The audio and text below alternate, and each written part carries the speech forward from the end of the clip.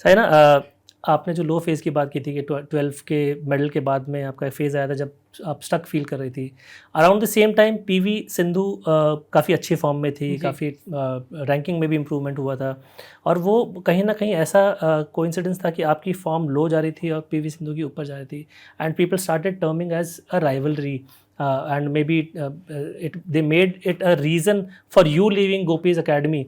आप उस चीज़ को कैसे देखती हैं? अभी आपका कैसा रेपो है? हाउ यू देखिए, विद? अभी भी इंडिविजुअल स्पोर्ट्स में कोई किसी का फ्रेंड नहीं है। सब they're all there in the team. आप सब सबके साथ हैं। जब आपको रिक्वायरमेंट है, आप हेल्प करते हैं। प्रैक्टिस सेशंस में भी हेल्प करते हैं। कोई मतलब मुझे लगता है बेस्ट फ्रेंड के लिए टाइम नहीं है बनाने के लिए। आप सर्किट में किधर है टाइम कि किसी के रूम में जाके आप 1-2 घंटा बातें करेंगे, गपशप करेंगे, नेक्स्ट डे मैच है उसके साथ। It's not going to happen.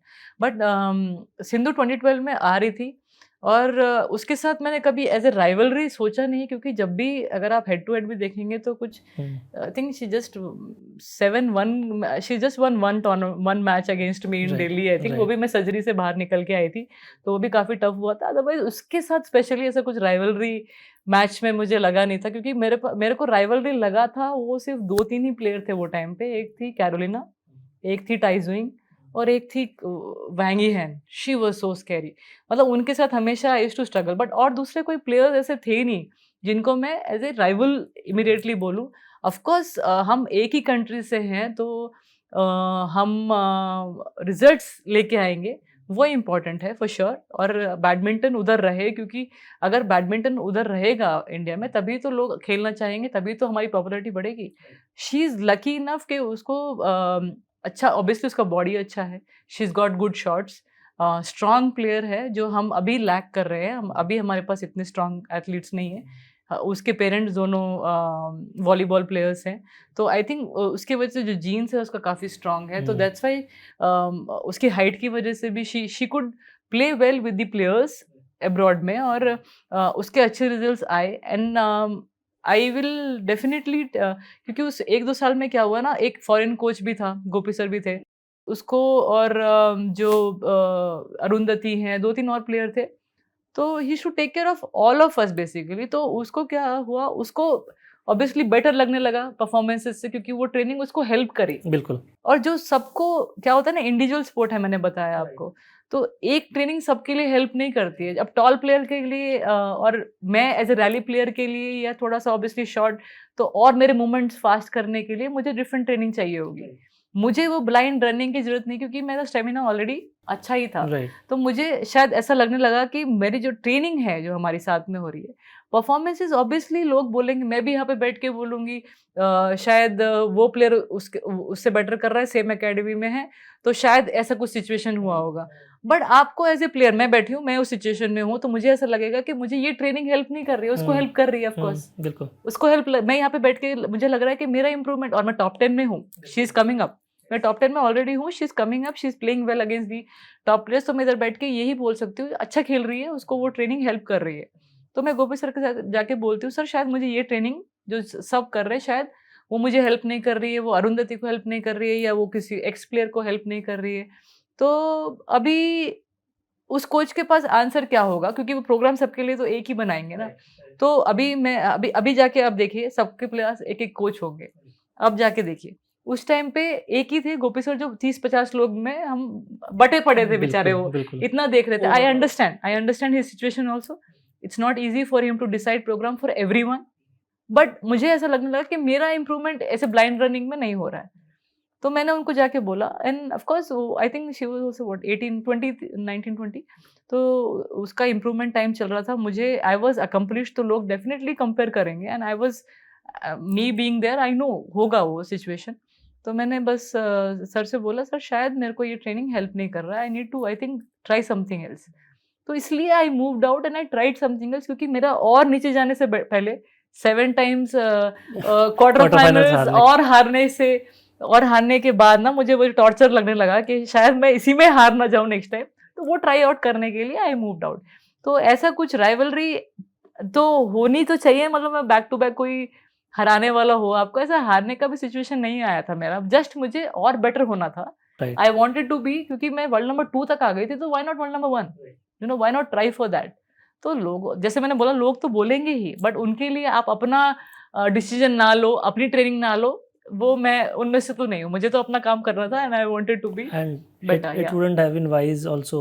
Do you think you pay that price as an athlete of being the pioneer of a sport? जी। Women's बैडमिंटन में आप you are the pioneer जिन्होंने benchmark set किए, but आपको वो facilities शायद नहीं मिल पाई जो आज के प्लेयर्स के लिए अभी जी। अवेलेबल हैं। पर्सनल कोचेज अवेलेबल हैं आपके लिए, स्पेशलिस्ट कोचेज सब कुछ अवेलेबल हैं। सब कुछ सो अवेलेबल डू है। You think I mean it is part of अगर मैं इस एरा में होती तो शायद जब मैंने फर्स्ट टाइटल जीता था इंटरनेशनली, तो मैं ऑलरेडी आई वाज 15 इयर्स, तो I was very young to win my first 4 star tournament, beating world number 3 Xu Huaiwen in the quarter finals. तो मेरे को रिजल्ट काफ़ी जल्दी आए मेरे करियर में, लेकिन मेरे पास कोई रोल मॉडल नहीं था। I didn't have anyone to look up to as a women player. मुझे तो उस टाइम तक जब मैंने स्टार्ट किया खेलना, मुझे पता भी नहीं था प्रकाश सर कौन है या they have achieved something in their career, क्योंकि बैडमिंटन इतना लाइमलाइट में था नहीं कभी भी। तो जब when I entered, I just entered with two thing. जैसे मैंने खेलना स्टार्ट किया फॉर टाइम पास। मुझे स्पोर्ट्स खेलना बहुत पसंद था, तो मैंने पापा से बोला, हम हिसार से थे तो हम हैदराबाद शिफ्ट हो रहे हैं, मुझे फ्रेंड्स चाहिए, मुझे स्पोर्ट्स खेलना है, मुझे स्कूल के बाद कुछ करना है। तो ही सेड ठीक है, ट्राई आउट बैडमिंटन, बिकॉज वो भी बैडमिंटन खेलते थे, क्लब में खेलते थे, तो दे थॉट कि वो फेमिलियर है स्पोर्ट्स से, तो मुझे भी उसमें जाने के लिए बोल रहे थे। तो मुझे सुबह शाम लेके जाने लगे, मुझे भी अच्छा लगने लगा, मेरे को फ्रेंड्स बन रहे थे, मेरे को ट्रेनिंग, मेरे को रनिंग सब मिल रहा था, मुझे अच्छा लगने लगा। And then my mom decides one day, she says कि तुझे एक दिन मैं ओलंपिक मेडलिस्ट बना के रहूंगी, तुझे मैं, she had some kind of vision for me. And I was like, ये क्या बोल रही है, ये कैसे होगा, ये क्योंकि किसी ने आज तक एक राउंड भी नहीं निकाला है, एंड यू आर सेइंग कि इसको बेस्ट बनाना है, ओलंपिक मेडल लेके आना है। इट वाज ह्यूज, क्योंकि मैं उस टाइम पे बुक में पढ़ती थी जो पीटी उषा जी ने जस्ट मिस कर दिया मेडल, कितना बुरा लगा उनको, तो वो सब चीज़ें मैं पढ़ती थी। And it is to be like Olympic medal she is talking about. ठीक है, मैं हंस के चले जाती थी, लेकिन मेरे कोच का भी, कोच के जो था ना माइंड में, वो भी यही था। उन्होंने ऑलरेडी मेरा जो नाम था अपने फ़ोन पे as a world champion feed कर दिया था, जो फर्स्ट कोच थे मेरे। हाँ, जो फर्स्ट कोच थे। बोले, सर ये क्या कर रहे हैं अब, ये क्या है, because what I used to hear around me was के नेशनल चैंपियन बन जाओ, जॉब मिल जाएगा, फिर बस नेशनल चैंपियन बन जाओ, इतना ही था बस वो जो, और कुछ हमारा माइंड, हाँ, उतना नहीं था कि मैं किसी को देख के बोल सकूँ। आई यूज्ड टू लाइक तौफीक हिदायत अलॉट, क्योंकि मैं उस टाइम पे जब मैं खेलना शुरू किया, 1-2 महीने के बाद मैं जानने लगी तौफीक कौन है, ये कौन है, तो उनकी वीडियोस देखने लगी and I used to like him a lot. मुझे वो पसंद आने लगा कि वो अच्छा खेलता है, टैलेंटेड भी बहुत है। एंड देन मुझे लगा मुझे भी ऐसा खेलना है, मुझे भी ऐसी ट्रेनिंग करनी है, but it was just for that few months and all that. पापा साइंटिस्ट है, तो ही वाज लाइक इसको डॉक्टर बनाना है एंड ऑल दैट। वही है, एकेडमिक्स ही है हमारे कंट्री में, वही है अभी भी। और स्कूल जाती थी, पढ़ाई अच्छा कर लेती थी, बट देन धीरे धीरे कब मैं स्टेट चैंपियन बन गई within 2 months, under 10 state champion, under 10 national champion. तो things started moving very fast for me, and that's only because of my mom's vision, my coach's support, that's all. अगर मुझे कोई ऐसा होता, कोई ऐसा मुझे भी एक रोल मॉडल होता कि मेरे बाजू में कोई ऐसे गोल्ड मेडलिस्ट खेल रहे हैं या वर्ल्ड नंबर 1 खेल रहे हैं, तो आई थिंक रिजल्ट्स और जल्दी आते हैं मुझे उनको देख के। एंड मेरे पास भी अगर ट्रेनर होता फ्रॉम द एज ऑफ 9-10, मुझे ट्रेनर और फिजियो मिले फ्रॉम द एज ऑफ 19-20, मैं ओलंपिक्स भी खेल चुकी थी, वर्ल्ड जूनियर चैंपियन भी हो चुकी थी, टॉप 10 में भी आ चुकी थी। तो that is when I got a trainer, या थोड़ा बहुत ट्रेनर भी थोड़ा बाद में आए, वैसे 2014-15 के बाद आए trainers. Physio I got at the age of 19। तो सोचिए आजकल के जो बच्चे हैं वो 11-12 में भी बोलते हैं मुझे ये इंजरी है, वो इंजरी है, but I never thought about it till 19। But सोचिए कि वो कितनी इंपॉर्टेंट है। अब एक कोच एक प्लेयर के लिए इंपॉर्टेंट है, एक फिजियो एक प्लेयर के लिए इंपॉर्टेंट है, फिर और कितनी सारी चीज़ें आ गई है, फूड, ये सब, तो डाइटिशियन ये सब। तो उस टाइम पे अगर मुझे ये पहले से मालूम होता तो डेफिनेटली, जैसे मैं एक मुझे जैसे लोग बोलते हैं कि you are very hard working, तो दैट मीन्स कहीं ना कहीं से रिजल्ट जरूर आते, बिल्कुल जरूर आते। ऑब्वियसली मैं फिर से बोलती हूँ, मैं I am not the most talented ones, मुझे सीखना पड़ता है शॉट्स।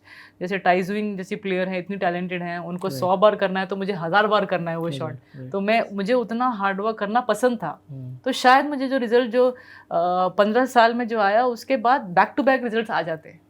उसके लिए मुझे वेट नहीं करना पड़ता, क्योंकि मुझे पता रहता कि क्या ट्रेनिंग करनी है, कितना फिट रहना है, कितना मूवमेंट फास्ट करने के लिए क्या करना है, तो सब कुछ मेरे पास सेट होता।